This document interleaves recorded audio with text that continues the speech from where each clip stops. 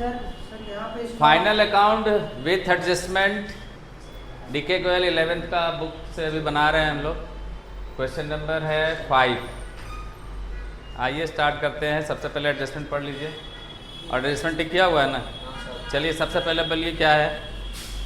पहला आइटम क्या है बताइए। स्टॉक इन हैंड अमाउंट बताइए। स्टॉक इन हैंड अमाउंट बताइए कितना है। ओपनिंग स्टॉक नहीं, सबसे पहले फर्नीचर फर्नीचर है। फर्नीचर कितना है? फर्नीचर है 640। एडजस्टमेंट है क्या इसमें? हाँ है सर। चलिए 640 इनर कॉलम में लिख दिया। आगे बोलिए। लूज टूल्स इसमें है क्या एडजस्टमेंट? हाँ। Loose tools 6250। 6250। आगे बोलिए। बिल्डिंग 7500। बिल्डिंग इसमें एडजस्टमेंट है क्या? बिल्डिंग में यस सर है। अमाउंट बोलिए। हाँ। अमाउंट बोलिए। 500। 7500। आगे बोलिए। कैपिटल कैपिटल कितना है? 12500। कैपिटल है 12500। आगे बोलिए। Bad debts 125। क्या बेड डेट्स कितना है? 125। 125। हाँ। चलिए यहाँ लिख देते हैं हम लोग। इतना मान लेते हैं, इतना मान लेते हैं ट्रेडिंग का। और यहाँ से नीचे पीएल बनाएंगे। 2 बैड डेट्स कितना बोले जी? 125। Bad debts 125। आगे बोलिए। Provision for bad debts. ये ओल्ड रिजर्व हो गया। हाँ। ओल्ड रिजर्व लिख के रखो इधर साइड में। कितना ओल्ड रिजर्व? 200। 200 माइनस करेंगे बाद में इसको, ठीक है ना? चलो आगे बढ़ो। Sunday debtors and creditors. Sundry debtors and creditor. Debtor debit side में लिखो। यहाँ लिखो भाई सन्ड्री डेटर्स अमाउंट बोलो कितना? 3800। 3800। और क्रेडिटर कितना? 2500। इधर लिख दो क्रेडिटर्स। क्रेडिटर में भी एडजस्टमेंट है क्या? हाँ। क्रेडिटर में भी एडजस्टमेंट है। क्रेडिटर का है क्रेडिटर का। क्रेडिटर कितना है? 2500। हाँ। चलिए आगे बोलिए। आगे बोलिए। स्टॉक ऑन 1 अप्रैल 2018 कितना? 3460। 3460। आगे बोलिए। Himalaya purchases and sales. Return भी है क्या? दोनों में? परचेज कितना है, सेल कितना है? Sir purchase 5475। 5475। सेल कितना है? 15450। 15450। आगे बोलिए। Bank overdraft. Bank overdraft 2850। Bank OD कितना? 2850। 2850। आगे बोलिए। Sales return purchase return sale return कितना है? 200। सेल रिटर्न 200 है। परचे रिटर्न कितना है? 125। परचे रिटर्न 125 है। आगे बोलिए। स्टेशनरी स्टेशनरी कितना है बोलिए? एडजस्टमेंट है स्टेशनरी है कितना? 450। स्टेशनरी 450। आगे बोलिए। आगे बोलिए। Interest account. इंटरेस्ट स्टेशनरी के बाद इंटरेस्ट है जी। मतलब 118। इंटरेस्ट 118। एडजस्टमेंट है ना है इसमें? नहीं। चलिए आगे बोलिए। Interest commission. Commission amount credit side है। इधर लिखे। एडजस्टमेंट है क्या इसमें? ना। कमीशन कितना? 75। 375। आगे बोलिए। Cash in hand cash in hand यहाँ ऊपर लिखिए। कितना? 50। 300 650। 650 650। Next taxes and insurance. Tax and insurance. Insurance. Tax and adjustment है क्या इसमें? हाँ। टैक्स एंड इंश्योरेंस कितना है? 1250। 1250। आगे बोलिए। जनरल एक्सपेंसेस जनरल एक्सपेंसेस यहाँ लिखिए। General expenses 782। एडजस्टमेंट है क्या? ना। 782। 82। 782। आगे बोलिए। सैलरी सैलरी कितना है? 3300। इसमें भी एडजस्टमेंट सैलरी 3300। इसमें एडजस्टमेंट है। आगे बोलिए। 10 हो गया। खत्म हो गया ना? चलिए अब एडजस्टमेंट पढ़िए। Stock in hand on 31 March 2019 was 3000। यहाँ करते हैं क्लोजिंग स्टॉक हाँ। कितना? 3250। 3250। एक इधर ले आते हैं। Closing stock 3250। क्वेश्चन हम एक बार भी नहीं देखे हैं। आप लोग का बोली पर हम बना रहे हैं। देखिए एकदम लाइन छोड़िएगा नहीं। और एडजस्टमेंट 2 नंबर पढ़िए। क्लोजिंग स्टॉक हो बिल्डिंग एट 5% एंड फर्नीचर। बस रुक जाइए। एप्रिसिएट बिल्डिंग का वैल्यू डेप्रिसिएट नहीं एप्रिसिएट हो रहा है। कितना परसेंट? 5%. 5% डेप्रिसिएट हो रहा है। बिल्डिंग का वैल्यू 5% डेप्रिसिएट हो रहा है। 5% डेप्रिसिएट का मतलब हो गया 375। और इधर ले आइए, इसको ले आइए,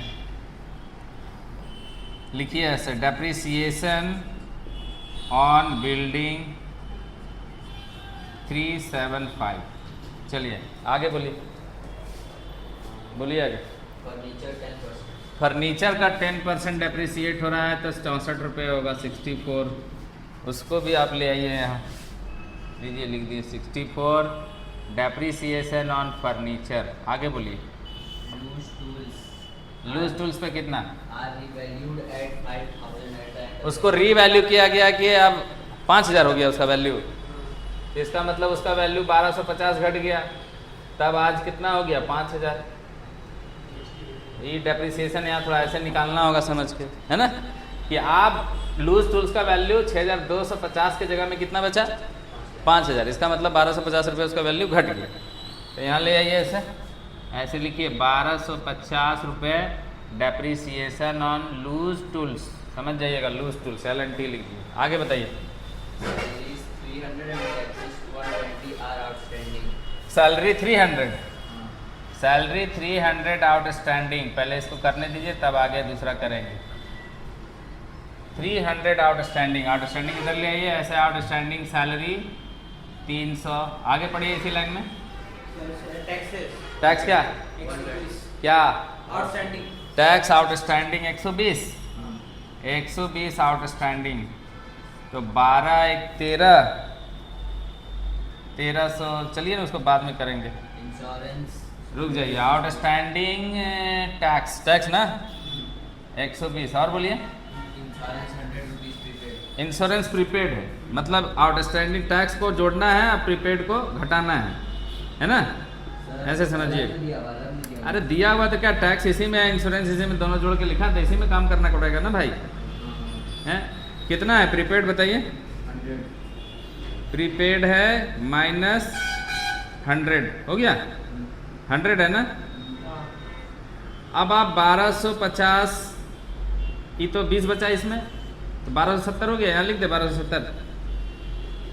अब प्रीपेड इधर ले आ मैं, हाँ, प्रीपेड इंश्योरेंस कितना? 100 पूरा ना, समझ में आया? यहाँ आउटस्टैंडिंग प्लस प्रीपेड माइनस, लिख दिए इधर बार में। आगे बोलिए। Right of a further 100 as a bad debt. हाँ, रुक जाइए, फर्दर बैड डेट्स 100 रुपीज़ ना, फर्दर बैड डेट्स, ही डूबा फर्दर बैड डेट्स 100। आइए यहाँ 100 जोड़ दीजिए, चलिए प्लस कर दीजिए। बोल रहा है फर्दर बैड डेट्स मतलब अभी ताज़ा ताज़ा डूब गया एकदम, है ना। ये ऑलरेडी डूब चुका है, ये पहले से डूब चुका है, जिसका जर्नल हम लिख चुके हैं, इसका मतलब कंफर्म है, लेजर भी बन चुका, ट्रायल बैलेंस भी बन चुका, तब यहाँ आया। ई वर्ष के अंत में पता चला कि एक आदमी उधार लिया था, देखो ट्रेन में बैठा और भाग गया, अब नहीं आएगा, या वो उधार था उसके पास, वो चला गया ऊपर, अब नहीं आएगा, फर्दर बैड डेट्स हो गया। अब नेक्स्ट ईयर के लिए कितना प्रोविजन कर रहे हैं? न्यू रिजर्व देखिए, उसके बाद होगा Bad debts and provision for कितना कर रहे past हैं, debts. कितना परसेंट? 5%. 5% ही नेक्स्ट ईयर के लिए आप प्रोविजन करके रख रहे हैं, है ना, कि नेक्स्ट ईयर डूबेगा उसका आज ही प्रोविजन कर लो। कितना परसेंट? 5% ना। तो 370 का आधा कितना होता है? 370 तो हो जाएगा 10%, इसका आधा कितना होगा? 2 2 एकम 2 2 8 16 और 2 5 10, 185 होगा। समझ में आ रहा है? यानी 185 रुपया न्यू रिजर्व कर रहे हैं, 185। टोटल कितना हो गया? 5 5 10 0 हाथ में 1 8 10 हाथ में 1 3 और 1 4, 410 हो गया। देखिए कंफर्म समझिए, ये डूब चुका है पहले से, इसका एंट्री कितने जगह हुआ? 1। फर्दर बैड डेट्स तो डूबता कौन है भाई? डेटर ही डूबता है। तो मेरा 3800 में 100 रुपया डूब गया, कंफर्म है, इस साल कंफर्म हो गया। तो मेरा डूबे हुआ जो अमाउंट है कितना हो गया? 225। और नेक्स्ट ईयर के लिए प्रोविजन क्या कर रहा है करने के लिए हमको? कितना परसेंट? 5%। तो नेक्स्ट ईयर के लिए प्रोविजन कर रहे हैं कि अगला साल मेरा हो सकता है 185 और डूबेगा, प्रोविजन कर लिया अभी। अब हम क्या करेंगे, जो पिछले साल प्रोविजन करके रखे हैं उसको क्या करेंगे? घटा लेंगे। तो इसको माइनस कर लो ओल्ड रिजर्व को, कितना? 200। तो आपका इस तरह से डूबा कितना? 210। अब आज जो न्यू रिजर्व है अगला साल ही क्या हो जाएगा, ओल्ड रिजर्व। अगला साल मान लीजिए कुछ 700 रुपये डूबा, तो उस समय आपको 185 रुपये में माइनस कर लेना होगा, क्योंकि आज ही कर चुके हैं आप। हाँ, आपका क्या सवाल है? 5% कैसे निकला, डेटर्स जो था घटा कर। हाँ, तो घटा ही निकलेगा ना, ये तो कंफर्म हो गया कि डूब गया। 3700 में जो बचेगा उस पर भी निकालिएगा आप। अब अगर कहीं डिस्काउंट बोल दे तो इस पर भी निकलेगा, अब इसके बाद निकलेगा, जो बचा हुआ रहेगा उस पर। मैंने 10 में 5 5, 9 में 8 1, यहाँ कितना बचा, 6 में 1 5, और यहाँ कितना बचा 3। अगर डिस्काउंट ऑन डेटर्स बोलता ना, याद रखिएगा सबसे पहले क्या घटाइएगा, फर्दर बैड डेट्स, फिर क्या घटाएंगे, न्यू रिजर्व, फिर क्या घटाएंगे, डिस्काउंट ऑन डेटर्स। अगर ये तीनों आइटम लिखा रहे कहीं भी, नोट कर लो, हो सकता है कि एडजस्टमेंट कई बार एग्जाम में ऐसे ही दे देता है कि खाली डेटर का देखते हैं बच्चा आता है कि नहीं, इसको एडजस्टमेंट करना। तो तीनों आइटम अगर आगे पीछे लिखा रहेगा तो पहले कौन करना, फर्दर बैड डेट्स या रिटर्न ऑफ जो भी लिखा रहेगा। फिर किसका करेंगे, जो घटा के बचेगा उसमें न्यू रिजर्व, और उसमें से जो घटा के बचेगा उस पर क्या निकालेंगे। हाँ, ये आगे पीछे लिखा हुआ नंबर हो सकता है पहले डिस्काउंट लिख दे, हो सकता है पहले न्यू रिजर्व लिख दे, फर्दर बैड डेट्स बाद में लिखे। लेकिन फर्दर बैड डेट्स ऑलवेज आपको कितने नंबर में रखना है, पहले घटाना, डेटर से पहले घटाना, फिर न्यू रिजर्व घटाना, और फिर जो घट के आएगा वहां पर क्या, हाँ, डिस्काउंट घटाना। हो गया? और बोलो जल्दी बोलो। Half of the stationery was used by the proprietor. Half तो ये क्या हो गया, प्राइवेट यूज हो गया ना, प्राइवेट यूज यानी ड्राइंग, कितना, हाफ यानी 225। तो हाफ जो हो गया 225 रुपये, यहाँ ऐसे लिख लीजिए, प्राइवेट यूज ड्राइंग जैसा हो गया। यानी स्टेशनरी का जो एक्चुअल खर्चा है वो वास्तव में कितना है, 225 ही। क्लियर? और कुछ है? खत्म? चलो अब इधर घटाते हैं, 15,250, 15,250, ठीक है ना। देखिएगा जोड़ घटा में कहीं गलती करने का, 7 में 2 5, 4 में 1 3, और यहाँ कितना बचेगा 5। आइए इधर 15 3 18, 18,500, यहाँ भी ले लीजिए ऐसा 18,500। अब घटाइए, 0 का 0, 6 5 11, 9 20, हाथ में 2, 4 2 6 3 9, 9 6 15, 5 हाथ में 1, 3 1 4 5 9, 9 और 9 18। ये क्या आया, बोलिए, ये आया to gross profit CD, to GP CD। देख पा रहे हैं, आया आंसर? अब इसको ट्रांसफर करेंगे, इधर लिखेंगे क्या, टू ग्रॉस प्रॉफिट BD, कितना रुपया, 9,690। आइए यहाँ लिख दीजिए आप 5, यहाँ लिखिए 9 7 16 का 6 हाथ में 1, 6 1 7 3 10, 0 हाथ में 1, 9 और 1 10, यानी 10,065। यहाँ भी लिख दीजिए ऐसे 10,065। घटाइए इसको, 5 8 13, 13 2 15, 5 20, 4 24, 24 और 1 25 का 5 हाथ में 2, 2 1 3, 3 2 5, 1 6, 7 13, 13 8 21, 21 7 28, 28 6 34, 34 5 39, 39 और 7 होता है 46, हाथ में 4, 4 2 6, 2 8, 1 9, 9 2 11, 11 7 18, 18 6 24, 24 और 3 27, 2 29 और 1 30, हाथ में बचा 3, 3 1 4, 3 7 और 1 8, 8 और 2 10, 2,171 है क्या? ये हो गया नेट प्रॉफिट। अब ये सोचता होगा कि सर आप तो एक ही हथौड़ा मारे, बहुत बार मार चुके हैं, पता चल गया कि कैसे तोड़ा जाता है। हाँ, वही से आपको लगता होगा कि तो एक ही बार में मारते हैं, ऐसा कुछ नहीं है, बहुत मारे हैं, बहुत।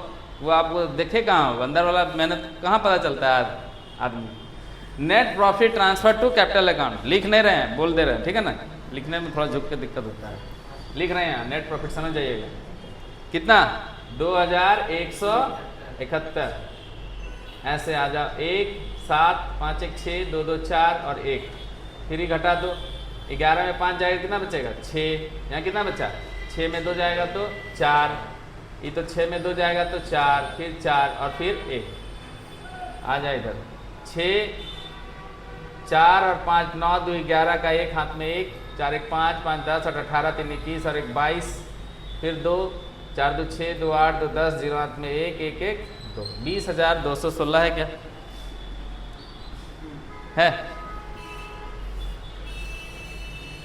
इसको घटाइए, 10 में 4 6, यहाँ कितना बचा 3, 7 6 13, यहाँ कितना बचा 5, इसको भी घटा के लिख लेते हैं, 10 में 5 5, 9 में 7 2, 4 में 3 1, और यहाँ कितना बचेगा 7, इधर घटाएंगे 5 6 11, 11 5 16, 16 का 6 हाथ में 1, 5 1 6 1, 7 7 14, 14 2 16, 16 5 21 का 1 हाथ में 2, 2 6 8 5 13, 5 18, 19, 19 2 21, 1 22, फिर हाथ में 2, 2 3 5 5 10, 7 17 और 3 20, 20,216 हो गया।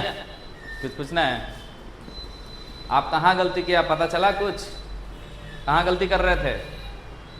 बोलो के सब कहाँ गलती करता है भाई? डिप्रिसिएशन को बस एक साइड। हाँ हाँ, तो और हम क्या बोले हैं, जब भी एडजस्टमेंट करो तो गांधी जी वाला एक कथन याद रखो, इसीलिए हम कहानी बना देते हैं सब जगह। हैं, गांधी जी को कोई एक झापड़ मारता था तो क्या कहते थे, लो इसमें भी मार लो। तो जो मारने वाला बेईमान आदमी होता था वो क्या करता था, दूसरा में भी मार देता था। हाँ सर। अगर कोई दे रहा है कि लो इसमें भी मार लो, जमाना चला गया है ना, उस समय भी यही हाल था।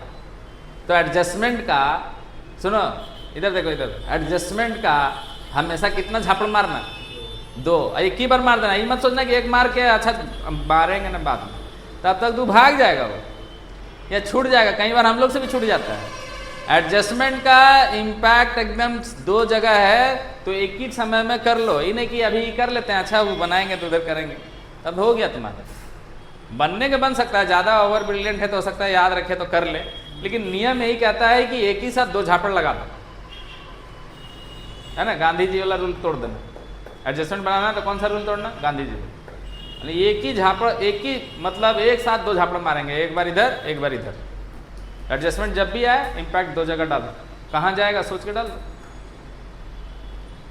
चलो